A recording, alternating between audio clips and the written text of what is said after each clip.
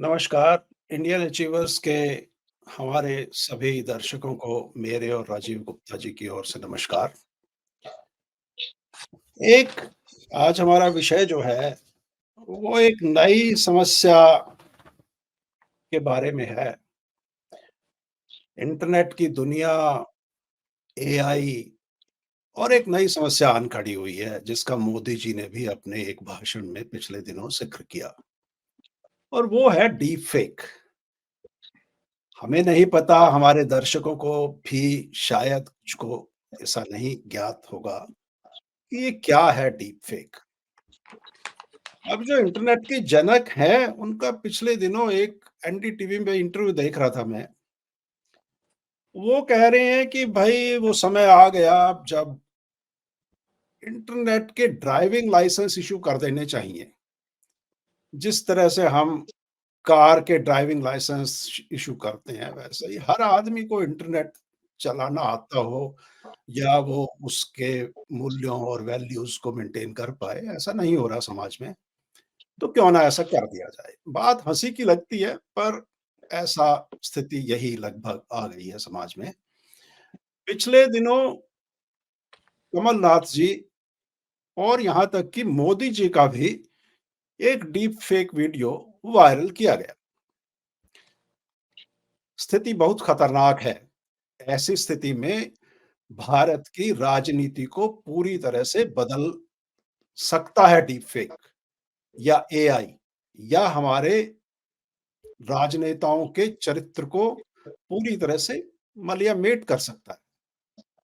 इस प्रकार की जो ये स्थिति है, इस पर ज्ञान थोड़ा हमारा वर्धन करने के लिए हमारे साथ आज 2 विशेषज्ञ हैं, डॉक्टर एस के मिश्रा। मिश्रा जी डिफेंस स्टडीज़ के एक्सपर्ट हैं, आंतरिक और बाह्य सुरक्षा के मामलों के गहरे जानकार हैं और हमारे साथ दूसरे हमारे मेहमान हैं विभू शर्मा, जो बैंगलोर में हैं और बैंगलोर से में वो गूगल को सब जानते हैं।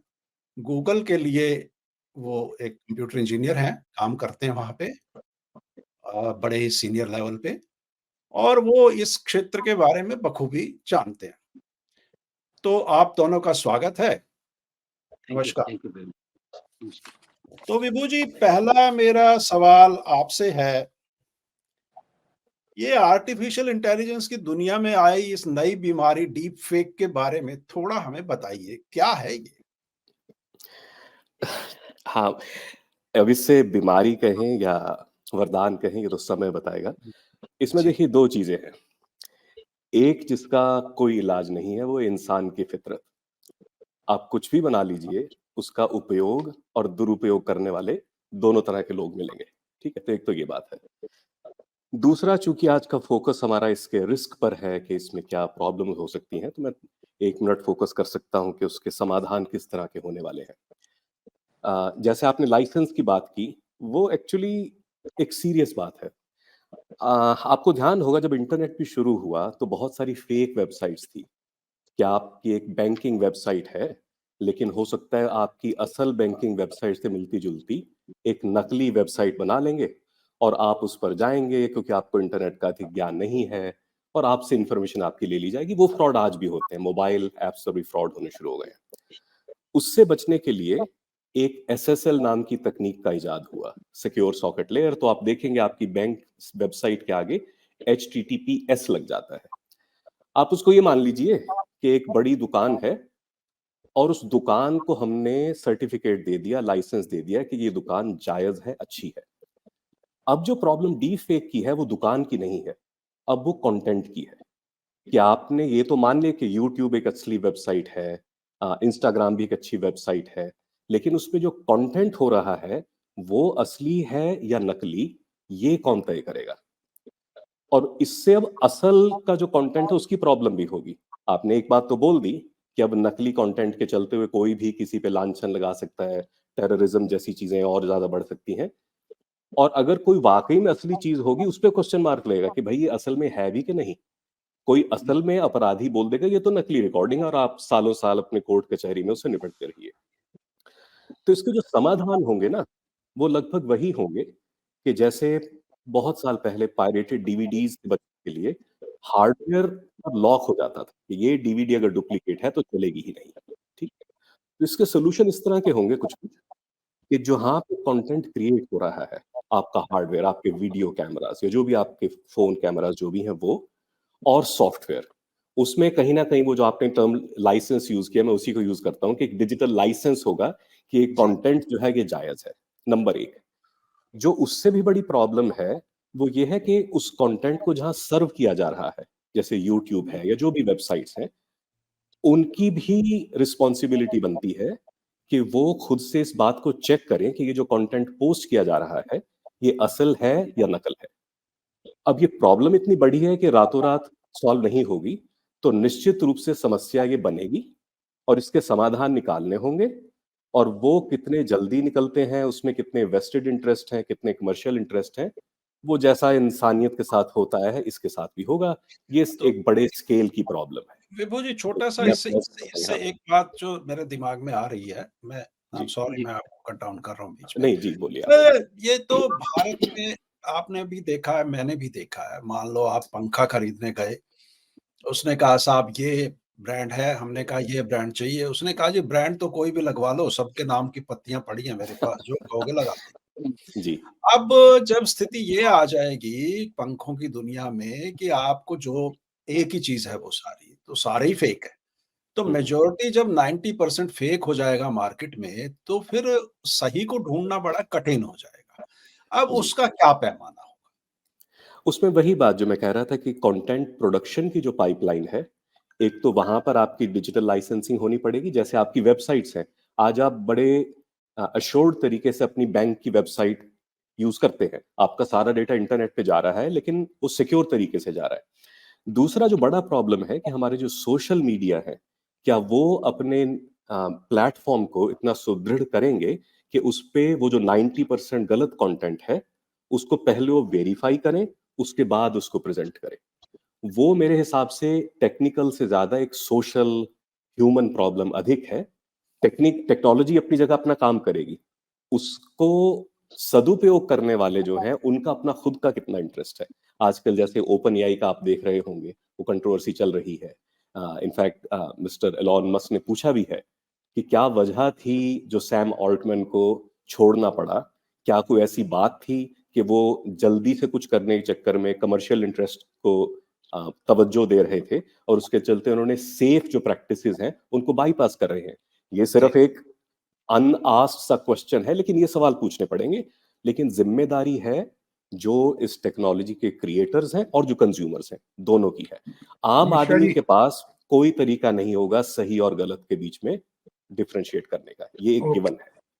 मिश्रा जी, मेरा आपसे सवाल है कि जैसे अभी विभू जी ने कहा कि अभी इसमें समय लगेगा, इसके सॉल्यूशंस भी आएंगे, लेकिन आप सिक्योरिटी एक्सपर्ट हैं और मोदी जी की और उधर से कमलनाथ जी की भी ऐसी कुछ वीडियोज आई हैं जो एकदम से फेक है, तो तब तक इतना नुकसान नहीं हो जाएगा क्या? जैसे हमारी डिफेंस है जो एक बहुत सेंसिटिव एरिया है, तो उसमें देखो फिर विभू तब जी तब तक तो काफी कुछ नुकसान हो जाएगा, उसको कैसे भरपाई करेंगे?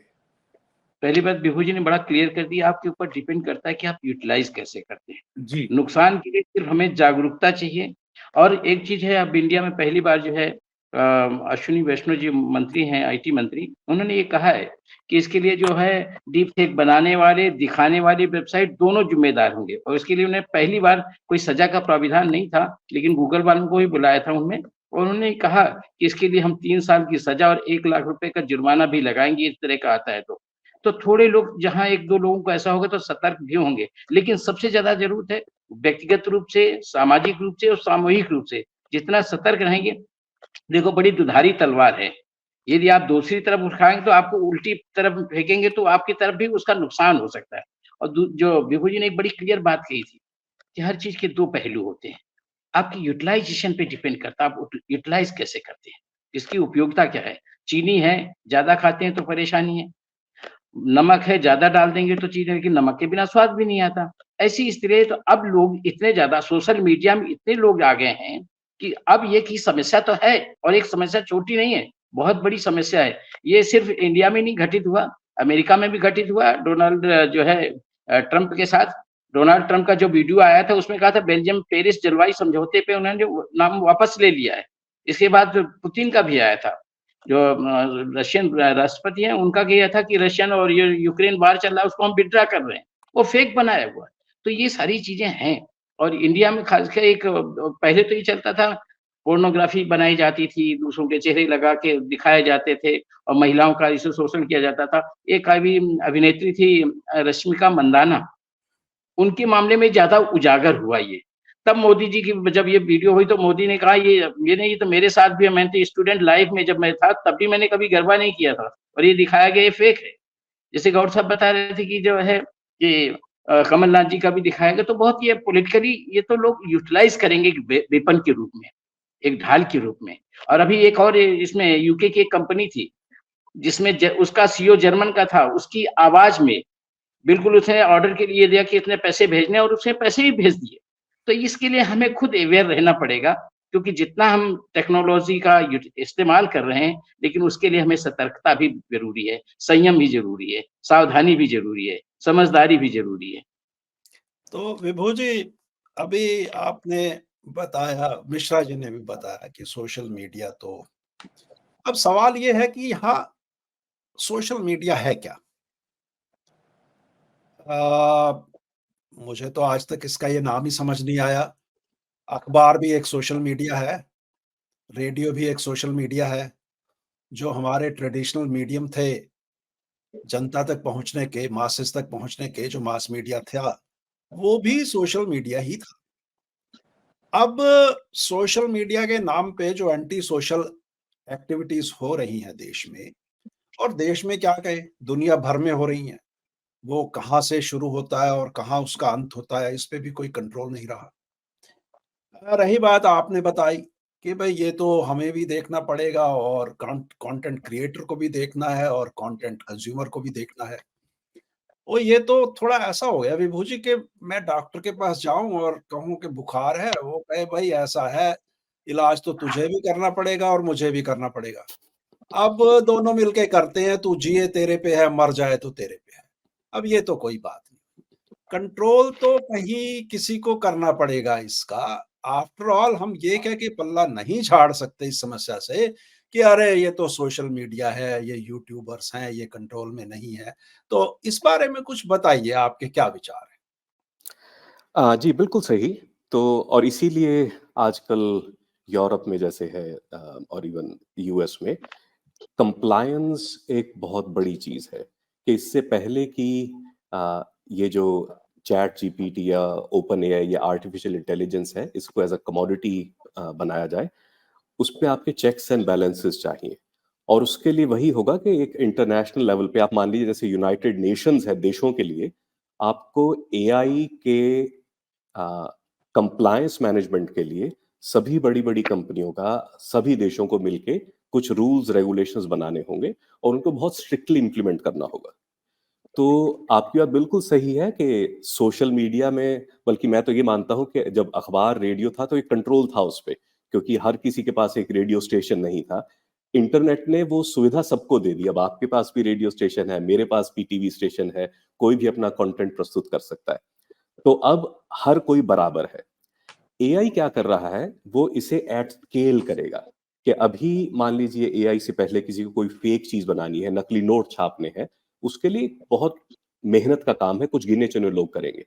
डीप एआई के कमर्शियलाइज़ या कमोडिटाइज़ होते ही करोड़ों लोगों के पास वो डीप फेक बनाने की विधि आ जाएगी। तो उसको आप कंट्रोल नहीं कर पाएँगे अनलेस उसको पहले से ही प्रोएक्टिवली गवर्नमेंट्स और जो ये बड़ी-बड़ी कंपनियाँ हैं, जिनके पास सारा डेटा है, जिसके बेसिस पे ये जिसको बोलते हैं लार्ज लर्निंग मॉडल्स बनाए जाएँगे, इनकी वैलिडेशन चाहिए। अदरवाइज़ अगर इसको फ्री फॉर ऑल किया तो this is an invitation for anarchy. तो विभू मिश्रा जी, जी, एक्चुअली डीपफेक है क्या? जैसे कि सॉफ्टवेयर, क्या चीज़ क्या है ये? जी हाँ, है तो सॉफ्टवेयर ही, उसमें क्या है कि जैसे आपका मैं इस समय वीडियो देख रहा हूँ, मैं आपकी ये फ़ोटो ले सकता हूँ, हो सकता है मैं आपका प्रोफ़ाइल की फ़ोटो भी लेना चाहूँ कि आपके दाएँ-बाएँ से लेकर, उसके बाद कंप्यूटर को दिया मैंने और कहा ये एक वीडियो है जिसमें माइकल जैक्सन डांस कर रहे हैं, आप ऐसा कीजिए, उनका फ़ेस गॉड साहब के चेहरे से बदल दीजिए।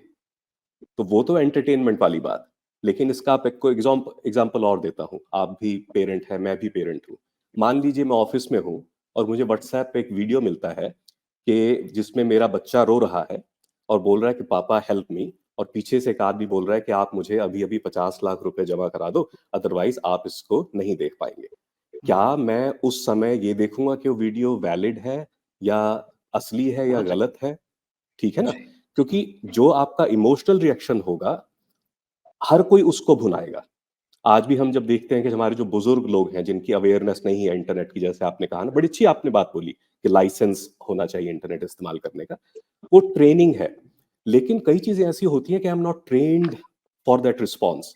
मिश्रा जी तो चलो डिफेंस के हैं, इन्हें तो बहुत ज्यादा पता होगा कि कैसे एक आदमी के मुंह खोलते पता चल जाए क्या सच है क्या झूठ है। लेकिन एक आम इंसान के लिए जहां पे ऐसा एक वीडियो मिलेगा, उस तरह के क्राइम्स अब बहुत आसान हो जाएंगे। क्योंकि अब मैं सिर्फ अपने किसी भी छोटे बच्चे को बिठा के कहूंगा बेटा तू ये बोल, और उसके बाद मेरे बच्चे की आवाज और उसी का वीडियो मुझे भेज दिया जाएगा। तो अब बताइए मैं क्या करूं? तो नहीं, ये वो रिस्क है जिसमें आपके जो कंटेंट क्रिएटर्स और कंज्यूमर्स हैं, उनके ऊपर कंट्रोल लगाना ही पड़ेगा। और जो मिश्रा जी ने बात कही पेनल्टीज की, वो पेनल्टीज एक स्टार्टिंग स्टेप होगा इस चीज का, जी। कि अगर कोई ऐसा काम करता पड़ा जाए, वो मतलब और भी ज्यादा स्ट्रिक्ट पनिशमेंट है। क्योंकि आज हम सिर्फ अभी इसको बात कर रहे हैं इसके बारे में। जिस दिन एक्चुअली कमोडिटी के तौर पे अवेलेबल हो जाएगा, जैसा कि इंसान की फितरत रही है, अच्छी बातें जब होंगी देखी जाएगी, उसका दुरुपयोग जरूर होगा। जी मिश्रा जी अभी जैसे विभू जी ने एक एग्जाम्पल भी दी है, मैं उसी बेस पर आपसे एक बात पूछना चाहता हूं कि भारत में अंधभक्तता और फॉलोइंग बहुत तेजी से होती है। एक बात हल्की सी हवा में उछली और वो सब उसके पीछे भागने लगते हैं। तो ये जो डीप फेक है, उसमें हमारे आंतरिक और बाहरी सुरक्षा के जो कारण है, उसमें बहुत ज्यादा प्रॉब्लम नहीं आ जाएगी? उससे हम कैसे निपटेंगे? आपको तो ये पता ही है कि एकदम से हम लोग फॉलो करना शुरू कर देते हैं, तो उस मामले देखिए में हम इसको कैसे निपटेंगे? देखिए सबसे बड़ी बात अभी इमोशनली जब हम अटैचमेंट हो, और भारतीय लोग तो इमोशनली बहुत ज्यादा जुड़े होते हैं। जी। हम जात के नाम, एरिया के नाम पे, संप्रदाय के नाम पे, वर्ण के नाम पे, क्षेत्र के नाम पे, और जात संप्रदाय के नाम तो आप देख ही रहे हैं घटनाएं कैसी घटित होती हैं। अभी कल की घटना थी कि प्रयागराज में एक ड्राइवर ने कुछ हिंदू धर्म की बात की, तो एक मुस्लिम उसने आकर उसका गला काट दिया। तो ये जो आम घटनाएं हैं, तो इससे समाज तो प्रभावित हो। जहाँ सोशल मीडिया की बात कर रहे हैं, आज जो ये सबसे ज्यादा सोशल मीडिया में जो व्हाट्सएप है ना, ये बहुत ज़्यादा प्रचलित है। और इसने जो है सारे जो है सोशल मीडियाज़ और जितने जो अभी गौड़ साहब गिना रहे थे, कम्युनिकेशन के जो प्रिंट मीडिया है और इसके अलावा इलेक्ट्रॉनिक्स मीडिया है, इस समय ये सबसे ज़्यादा फेसबुक है। और उसमें आप देखिए अपनी-अपनी फ़ोटो डाल के डाल, तो ये एक बहुत बड़ी सामाजिक समस्या है, राजनीतिक समस्या बन जाएगी और सामरिक समस्या भी है। सेना के लिए भी बहुत बड़ी चुनौती है। आप जैसे अभी गुरु जी बता रहे थे ना कि आप उनका उसका फेस बदल दिया, उसकी आवाज़ लगा दी कि हमें ये चीज़ ये डाटा चाहिए, ये फ़ाइल चाहिए, आप मेरे को भेजिए। अब वो आपने भेज दी, साहब आपकी तो सीक्रेसी बची नहीं। अब आप ये थोड़ी कहेंगे मेरे ऑफिसर है कि नहीं है, आपके ऑफिसर्स का फोटो आ रहा है आपके सामने, आपकी उसकी आवाज़ सुनाई दे रही है। जैसे वहाँ के अभी यूके के सीईओ जर्मन का सीईओ को उसने इस तरह से पैसे भेज दिए, उसकी आवाज़ है, भेज दिया पैसा। तो ये तो गलतियाँ होंगी, इसके लिए हमें वेरीफाई करना पड़ेगा, सतर्क रहना पड़ेगा और इसके बाद समझदारी से काम लेना पड़ेगा। क्योंकि भई वेबसाइट्स बनी हुई हैं, तो एकदम इमीडिएट तो कोई हम रिएक्ट कर ही नहीं सकते। इसे और खास करके जहाँ जाता है आंतरिक सुरक्षा और बाह्य सुरक्षा के मामले में बहुत बड़ी चुनौती बनती चली जा रही है। अभी जो दिखाया जाता है कि कई लोग संवेदनाओं भरे कि फिलिस्तीन के इतने लोग मार दिए गए अभी इराक वाली इसमें क्या नाम हमास की लड़ाई में इज़राइल ने इतने मार दिए और ऐसे-ऐसे तो उसमें बहुत सारे फेक वीडियो भी इसमें आए। सुरंग के बारे में बात हुई कि उसमें सुरंग उसमें फेक वीडियो भी डाले गए। अब हकीकत तो वही है जो लोग जान सकते हैं, लेकिन हकीकत कब सामने आएगी जब तक बहुत बड़ा नुकसान हो जाएगा। ये एक समस्या है। बस वही तो बात है। विभू जी अगला, अब मिश्रा जी की बात सुन के ऐसा लगता है कि अगले जो युद्ध होंगे वो नैरेटिव्स के युद्ध होंगे। हम पहले नैरेटिव सेट करेंगे, कौन हारेगा, कौन जीतेगा, और वो कंप्यूटर की दुनिया पहले हार-जीत का फैसला कर देगी। अब सवाल ये है कि इन खतरों से निपटने के लिए अभी तक जो हमारी बातचीत हुई, उसमें हमने कहा कि ये तो आम आदमी को देखना पड़ेगा। आपको नहीं लगता कि सरकारों को प्रोएक्टिवली इसको लेके कुछ करना पड़ेगा? अब भारत जैसे देश में जहाँ तक मुझे पता है, पुलिस रिफ़ॉर्म की इतनी ज़्यादा ज़रूरत है। अभी भी हमारी 80% से ज़्यादा पुलिस फ़ोर्स जो है भारत में, वो इंटरनेट या कंप्यूटर से बहुत ज़्यादा उसका यूज़ नहीं हो पा रहा है। अगर हमारा पुलिस महकमा ही अभी कंप्यूटर से भी नहीं है, तो हुँ। किस तरह से आम जनता से आप क्या उम्मीद करते हैं? एक आदमी जो गाँव में रहता है, नागरिक है, किसान है, सरलता में जीवन जी रहा है अपना, उसके बैंक से अगर कोई सारे पैसे इस तरह निकाल ले, तो उसका तो जीवन खत्म हो गया ना। तो ये किस किस तरह के कानून, किस तरह का एक सिनेरियो भविष्य में अगले 10, 20, 25 साल के बाद आप देख रहे हैं देश में होगा? हाँ, देखिए, हुँ, प्रॉब्लम ये बहुत बड़ी बन सकती है और बड़ी आसानी से बन सकती है। तो इसमें कोई भी दो राय नहीं है कि अगर इसमें जो कंप्लायंस की ऑर्गेनाइजेशंस हैं और जो सरकारें हैं, उन्होंने अगर अपना तालमेल नहीं बिठाया ठीक से, तो ये प्रॉब्लम बहुत बड़ी बन सकती है, ठीक है? तो और इसीलिए सब जगह बात यही चल रही है। इसमें एक जो बात मुझे थोड़ी ठीक लगती है, जहाँ पे कंट्रोल हो सकता है, कि बहुत सारी आपको इसके लिए कंप्यूटिंग पावर चाहिए होती है और आपको बहुत सारा डेटा चाहिए होता है। तो डेटा आजकल हर किसी के पास तो है नहीं, बड़ी-बड़ी कंपनियों के पास ही है, ठीक है? वो उन लैंग्वेज मॉडल्स को क्या वो अपने, जैसा मैंने शुरू में कहा कि जो कंटेंट क्रिएशन पाइपलाइन है, वो अगर जैसे आपने कई बार देखा होगा वाटरमार्क होता है पिक्चर्स के ऊपर, ठीक है? या जैसे पहले डीवीडीज के ऊपर हार्डवेयर पे ही एन्क्रिप्शन हो जाता था ताकि आप उसकी कॉपी ना बना सकें, उसको आप अगर अमेरिका में ली है तो इंडिया में ना प्ले कर सकें, ऐसी-ऐसी चीज़ें। तो 2-3 चीज़ें मैंने शुरू में बोली थी कि पहले तो कंपनियाँ जो हैं और जो सरकारें हैं, उनको मिलके इस प्रॉब्लम को समझना होगा, वो पहला स्टेप है। अभी जैसा कि आपने कहा, आम आदमी को समझ नहीं आएगी बात, लेकिन हमारे जो मंत्री हैं, सरकारें हैं, जो बड़ी कंपनियां हैं, उन्हें इस प्रॉब्लम को पूरी तरह से समझना होगा। जब प्रॉब्लम समझ लेंगे कि इससे क्या क्या नुकसान हो सकता है, फिर आपको पॉलिसीज बनानी होंगी और उस कंप्लायंस में आपके लीगल सिस्टम भी इन्वॉल्व होंगे कि अगर कोई ऐसा गलत करता है उसके लिए क्या रिपरकशंस हैं, कंपनी के लिए भी, इंडिविजुअल के लिए भी। और फिर जो सोशल मीडिया है, क्योंकि देखिए, आज आप जैसे कह रहे हैं कि फेक न्यूज़ ट्विटर पे आ जाता है, फेसबुक पे आ जाता है, जो ये इज़राइल और इसका पैलेस्टीन का वॉर चल रहा है, उसपे भी नकली वीडियो चलता है। क्या ये नकली वीडियो जहाँ प्रेज़ेंट किया जा रहा है, यूट्यूब पर है, क्या यूट्यूब उस वीडियो को वैलिडेट नहीं कर सकता? क्या फेसबुक या व्हाट्सऐप पे या उस चीज़ की वैलिडेशन नहीं हो सकती?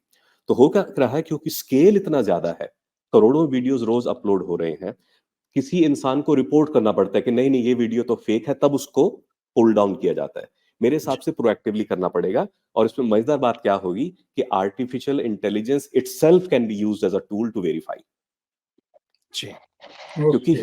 ह्यूमन भी तो पॉसिबल होगा कि एक आदमी या लाख आदमी करोड़ों वीडियो को एनालाइज़ करें, तो AI itself can give the solution जिससे कि आपके फेक वीडियोज़ का पब्लिश होना ही संभव ना हो। लेकिन अगर आप आज भी देखें, फेक वीडियो तो आज भी बन रहे हैं, 10 साल पहले भी बन रहे थे। तो वो लेकिन स्केल अब बढ़ जाएगा। पहले एक स्पेशलिस्ट के पास वो नॉलेज थी कि फेक वीडियो कैसे बनाना है, अब वो नॉलेज इटसेल्फ सोशली अवेलेबल है। तो वही बात है कि अब आपको सिर्फ वेबसाइट को लेजिटिमेसी नहीं प्रदान करनी, आपको कंटेंट को भी वो लाइसेंस देना है जो आपने बोला है कि कंटेंट भी सही है। तो तो विभु जी, जिम्मेदारी छोटा-सा इससे सरकारों की रिलेटेड और कंपनियों की है। एक मिश्रा छोटी-सी जी, बात इससे रिलेटेड आप और बताएँ प्लीज़। जी, अब जी। आप कह रहे हैं कि ये सरकारों को और हमारे कानून बनाने पड़ेंगे इस तरह के उनसे रिलेटेड। आप ऐसी स्थिति के बारे में क्या कहेंगे, जब हमारे कानून बनाने वाले ही अपना पासवर्ड जो है वो दुबई में दे दें? तो क्या उम्मीद करे आम आदमी देश के उन कानून बनाने वाले लोगों के प्रति? क्या इस तरह के मापदंड भी देश में बनाने होंगे कि जो कानून बनाने वाले हैं, उनके ऊपर भी कोई शिकंजा कसा जाए कि वो इस तरह की गतिविधियों में संलिप्त ना हो जाएँ? देखिए 2 चीज़ें हैं, कानून बनाने वाले तो कानून में, लेकिन सबसे बड़ी चीज़ ये है जो वेबसाइट्स की बात कर रहे हैं ना, इनके लिए एक कानून था, एक सेफ हार्बर इम्यूनिटी क्लॉज़ है। उस क्लॉज़ के तहत ये कुछ भी कर सकते हैं, बना सकते हैं, डाल सकते हैं। उस क्लॉज़ को हटाने के साथ-साथ ये किया जा रहा है। अब समझिए, एक आइंस्टाइन से जब पूछा गया था, जब न्यूक्लियर वेपन्स इस्तेमाल किया गया पहली बार, तब ये लगा कि अब तो सारा दुनिया ढह जाएगी। ऐसे ही आपने ये कहा कि एक जो है ना, ये डिजिटल आतंकवाद आ गया है। इसको कैसे रोका जा सकता है, लेकिन इसको हम सिर्फ सतर्कता और सावधानी से इसको यूज़ कोई नहीं करेगा। यूज़ करेंगे तो उतना ही खतरनाक होगा, और यूज़ किए तो उसके लिए सावधानी हमें बरतने की ज़्यादा ज़रूरत है। तो आइंस्टाइन से पूछा कि what you think about the future of war? तो उन्होंने कहा, I don't know what weapon will be used in world war 3, but I can predict it what weapon will be used in world war 4 stone. मैं ये नहीं जानता कि तीसरे विश्व युद्ध में कौन से हथियार प्रयोग किए जाएँगे, लेकिन ये अनुमान अवश्य लगा सकता हूँ कि चौथे विश्व युद्ध में जो हथियार प्रयोग किए जाएँगे वो होंगे पत्थर, यानी सभ्यता पूरी तरह समाप्त हो जाएगी। अब एक ये भी एक तकनीकी युग आया है, हमें सावधानी रखने की। अभी हाल की एक घटना है, कल परसों ही आउट हुई है एक घटना ये। एक फरीदाबाद की लड़की के पास आया कि ये आपका आधार नंबर है, और ये इसमें अभी आपका बहुत सारे पासपोर्ट और नकली सामान पकड़ा गया है, और वो एक्सपोर्ट हो रहा था, वो एयरपोर्ट पे पकड़ा गया है, आप इसके बारे में इंक्वायरी करें। और ये इसमें करीब 2.5 करोड़ रुपए का है घपला। अब वो स्टूडेंट थी, तो बोले इसके लिए अभी आप 15 लाख रुपए, जो सीबीआई ऑफिसर को भी बुलाया, पुलिस वाले को भी बुलाया, मीडिया के थ्रू डायरेक्ट बात हो रही हुई, पूरा थाना दिखाया हुआ था। तो वो तो इतनी डरी हुई, 17 दिन तक उसको कहीं, अच्छा ऐसा करना है, आप 17 दिन तक कहीं बाहर नहीं जाएँगे, सिर्फ आप घर में रहेंगे, ऑनलाइन रहेंगे और आप दिखाते रहेंगे। इतनी डरी, सहमी रही, 17 दिन तक कहीं नहीं निकली, क्या हुआ? क्योंकि और उससे सारे रिकॉर्ड माँगे। अपना पासपोर्ट दिखाया, उसको कनाडा जाना था, तो आपके पास जो पैसे हैं, अब 2.5 लाख रुपए वही पहले एडवांस में भेज दीजिए आप। 2.5 लाख रुपए उसने वो एडवांस भेज, तो ये तरह मीडिया से तो दिक्कतें तो आएँगी। बस इसका एक ही है, जो जैसे विभू जी कह रहे थे, कंपनियों को भी, जितनी कंपनियाँ हैं, जो ये आर्टिफिशियल इंटेलिजेंस है, वो सबके लिए आ गया। लेकिन उसको इस्तेमाल करने के लिए कंपनियाँ रोक लगाएँ। अब एक समस्या ये भी है कि सारी इतने ज़्यादा अपलोड किए जा रहे हैं, उनको हम कैसे रोकें? 1-2 ये पता लगे कि गौड़ साहब का है, या विभू जी का है, या राजीव गुप्ता जी का है, ये डाली इन्होंने, तो इस पे तो चेक कर सकते हैं वो। लेकिन एक आदमी, अब आपने मुझे डलवानी है, आपने तीसरे आदमी के नाम से डलवा दी, तो ये दिक्कतें आएँगी, और हो सकता है वो अननोन आदमी उसके नाम से, उसके मोबाइल से लाके हमने अपलोड कर दिया। तो ये समस्याएँ सामाजिक रूप, आंतरिक और बाह्य सुरक्षा समस्याएँ तो खड़ी करेंगी, लेकिन एक मानवता के लिए एक बहुत बड़ी चुनौती के रूप में। वो कहते हैं ना, ये तकनीकी तो आ गई है, वो कहते हैं ना, कहीं की ईंट कहीं का रोड़ा, भानुमति ने कुरबा जोड़ा। तो वही इन्होंने जोड़-जाड़ के एक कहावत चरितार्थ कर दी है। सारी चीज़ें इकट्ठा करके एक विस्फोटक स्थिति में लाके खड़ा कर दिया। इसके लिए सिर्फ हम लोग सावधान होंगे। ये ठीक है, डिजिटल आतंकवाद है, आतंकवादी भी इसका फ़ायदा उठा रहे हैं, दूसरे लोग उठाते रहें, जो विरोधी तत्व होते हैं। लेकिन टेक्नोलॉजी का यूज़ आप कैसे करते हैं, ये सिर्फ सावधानी से ही बन सकता है, तो समझदारी के साथ बन। मिश्रा जी, मेरा आपसे आखिरी सवाल है, बहुत जी, जेन्युइन सवाल है कि अगले साल लोकसभा के चुनाव हैं और ये तकनीक जी। आ गई है मार्केट में, तो जो भारत की प्रमुख राजनीतिक पार्टियां हैं, वो इसका हुँ। क्या इस्तेमाल करेंगी और इसका चुनावों पर क्या प्रभाव पड़ेगा? क्योंकि जनता तो एक सेकंड में सब सच मान लेती है। हाँ, यदि ये कानून लागू हो जाता है, जिस पे अभी चर्चा चल रही है, 2-3 दिन से लगातार चर्चा हो रही है। स्टेट मिनिस्टर और केंद्रीय मंत्री अश्विनी वैष्णव जी ने भी ये चर्चा की है कि यदि जो जिसमें लोड किया जाता है, तो वो लोग भी सतर्कता रखेंगे, वो भी निगाहें रखेंगे कि किसने लोड किया, कैसे लोड किया, कहाँ से लोड हुई। तो लोड करने वाले कौन-सी वेबसाइट्स में आया है, उनको सब में सतर्क, अब गूगल से किस थ्रू डाला है या किसी और कंपनी के थ्रू डाला है। अब इसमें जो-जो कंपनीज़ हैं, उनके ऊपर चेक पोस्ट लगाई, वो भी, उनका भी उत्तरदायित्व है। यदि ऐसा हो जाता है, तो फिर थोड़ी सतर्कता आएगी। और लोगों देखो, इस्तेमाल ये तो ह्यूमन ब्रेन है, जितना जैसे एडवर्स भी सोचता है, नेगेटिविटी बहुत ज़्यादा होती है। पॉज़िटिव जितना सोचते हैं, तो नेगेटिव भी सोचते हैं। लेकिन हमें उसको बैलेंस करके चलना होगा कि इसके दुष्परिणाम तो होंगे, लेकिन हम सावधानी से ही उसको बचाव कर सकते हैं। कहते हैं ना, बचाव में ही बचाव, सेफ्टी इन ठीक, सेफ्टी। ठीक। चलिए, तो बहुत अच्छा लगा, आप दोनों ने बड़ा ज्ञानवर्धन किया हमारे दर्शकों का और हमारा। और हम भविष्य में इस स्थिति पे नज़र बनाए हुए हैं सभी लोग, सभी नागरिक, और तो क्या कर सकते हैं नागरिक लोग। विश्वास यही है कि हमारी सरकारें इसके बारे में प्रोएक्टिवली कुछ सोचेंगी।